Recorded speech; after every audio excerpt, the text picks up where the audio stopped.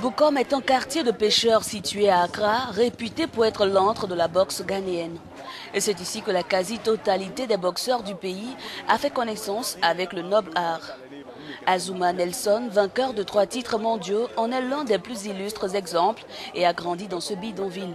Tout comme lui, Joshua Cloté, un autre ancien champion qui a fait les beaux jours de ce sport au Ghana. Avec eux, d'autres grands noms, la liste n'est pas exhaustive. Bien que mal équipées, toutes les salles de sport de fortune de Bukom ont vu défiler ces légendes de la boxe, d'où la popularité de ce quartier. Ici, nombre de jeunes gens espèrent devenir champions, mais le chemin n'est pas tout tracé. La pauvreté et les difficiles conditions d'entraînement sont des obstacles auxquels sont confrontés ces amateurs.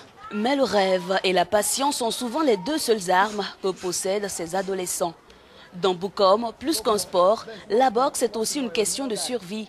Il faut réussir à tout prix et cela passe inévitablement par la boxe. Je voulais continuer à l'école, mais ce n'était pas facile de continuer. L'éducation est très coûteuse.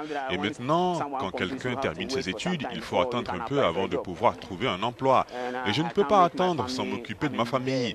Je veux dire, être là et souffrir, donc je dois lutter pour eux et leur donner quelque chose, comme ce que m'a donné mon père en fait. Dans ce bidonville où la délinquance infantile atteint des seuils inquiétants, la boxe est souvent la seule échappatoire.